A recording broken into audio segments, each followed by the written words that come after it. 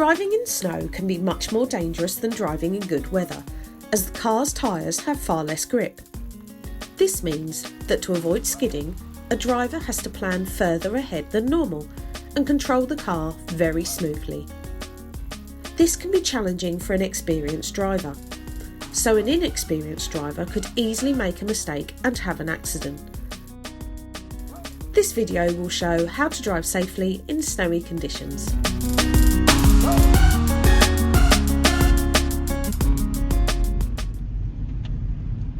First, we should decide whether we really need to drive somewhere when it's snowing, as the chance of an accident is far higher than normal. In southern parts of the UK, it doesn't often snow, which can make it especially dangerous when it does. This is because drivers are often unprepared for the added challenge that driving on snow presents.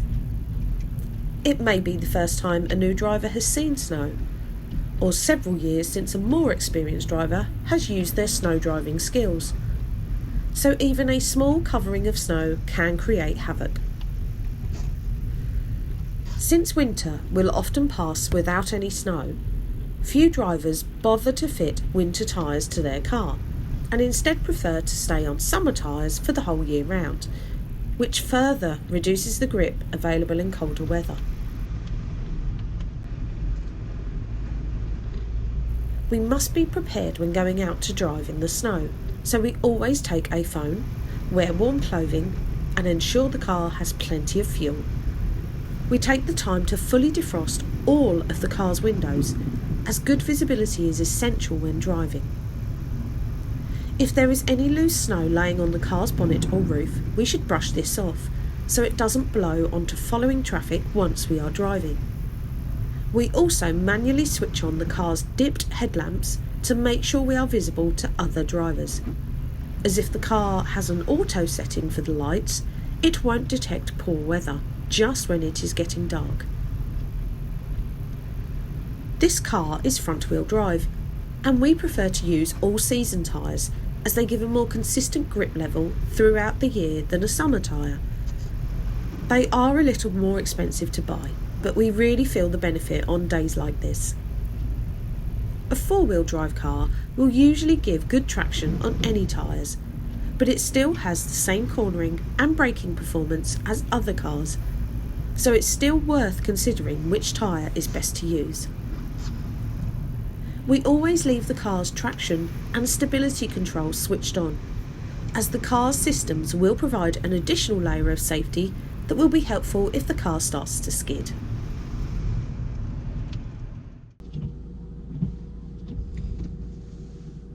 Since there is far less grip than normal, it is easy to spin our wheels or even get stuck in the snow.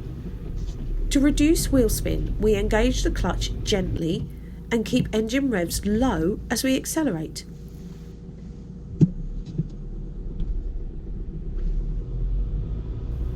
Modern cars often have traction control systems, which will automatically reduce engine power if wheel spin is detected.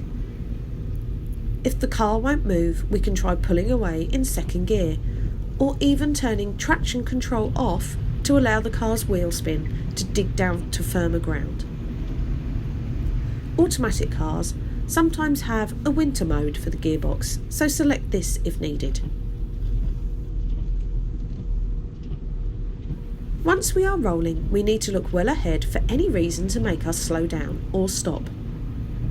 This is especially important on snow, as we have far less grip to use when we need to corner, slow down or stop. The earlier we can spot a hazard ahead, such as a parked car or sharp bend, the more time we have to reduce our speed smoothly and stay in full control.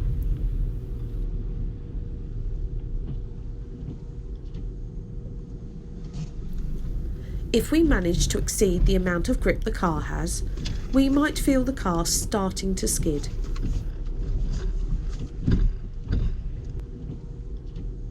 Controlling a skid takes skill and experience, and the response needed will vary depending on the type of car being driven and the type of skid the car is in. General advice we would give is to steer towards the direction we want to go and avoid sudden pedal movements like braking or accelerating hard. Of course, if we find ourselves in any kind of skid, it shows that we have misjudged the conditions and should have been driving slower in the first place.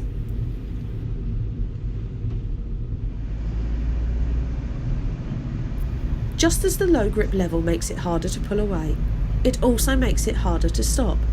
However, getting stuck is usually only inconvenient, but not stopping usually results in an accident.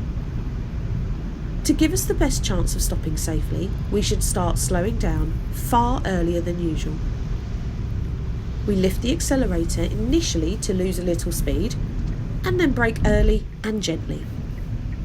We should aim to complete our braking in a straight line, as this reduces the chance of the car skidding.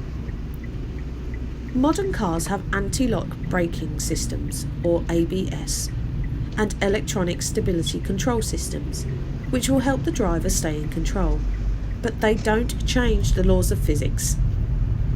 We can only stop the car as fast as the tyre grip allows, so we must give ourselves enough space to stop safely. If we do feel a juddering as the car's systems help us out, then just keep braking and allow the car to help us regain control. We must be very careful how fast we drive, as any extra momentum we carry will have to be lost before we can turn or stop the car. When driving in snowy conditions, we will often stay well below the speed limit, or the speed we normally drive at. When driving in a straight line, it is easy to get overconfident and allow ourselves to increase our speed too far. The highway code suggests that braking distances are up to 10 times longer on snow and ice, so we must keep our speed low enough that we can always stop in the amount of road that we can see to be clear. Otherwise, we could be driving at a speed that would take 50 metres to stop from, then turn a corner and see that the road is blocked 40 metres ahead, leaving us without enough distance to stop and in an unnecessary accident. We try to stay in the wheel tracks of other vehicles for maximum grip, and are very careful when we need to cross the line of snow between lanes. When we drive in normal conditions, we have to estimate a safe speed to drive around every corner, and we must do the same when driving in snow. The difference is that because of the reduced grip level, we must corner far slower to stay in control. Once a bend is spotted, we reduce our speed gently in a straight line and then steer smoothly round the corner. To keep the car's weight balanced, we keep our speed constant on the bend with careful use of the accelerator pedal. Any sudden steering movements or harsh use of the brakes or accelerator will probably send the car into a skid that will be difficult to control.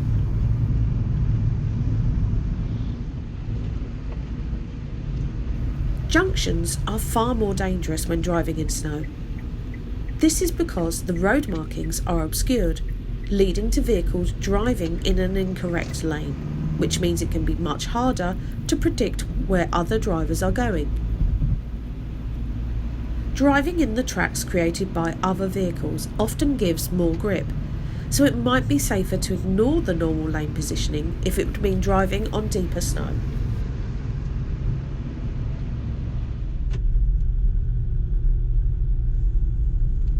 We will need to be extra careful when driving in residential areas, as they often have the tricky combination of very slippery road conditions, badly parked cars, and careless pedestrians. You can see that we are driving at under 10 miles per hour here to give enough time and space to control the car. Minor roads like these are often untreated by salt, so it will take a lot longer for the snow and ice to clear when compared to major roads.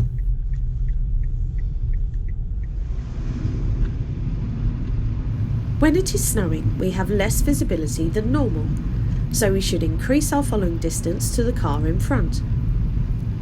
If we see any sign that other traffic is about to slow down or turn, we back away even further to allow plenty of space for us to stop if needed.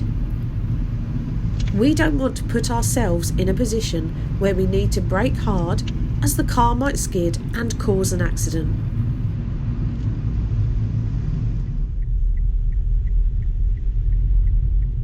We don't want to risk losing traction and getting stuck halfway up a hill, as it could be dangerous.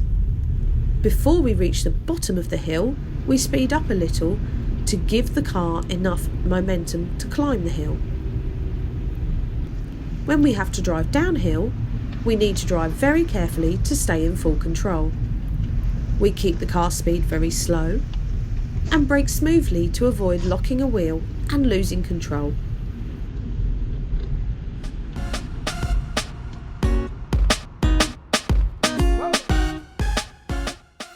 So remember, prepare the car before driving, drive gently and smoothly, plan well ahead for danger, and brake lightly and early.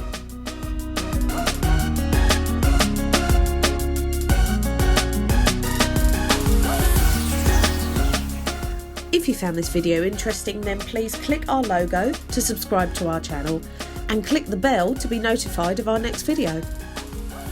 If you would like to help support this channel, then please click the Patreon link to find out about our crowdfunding campaign. Thanks for watching.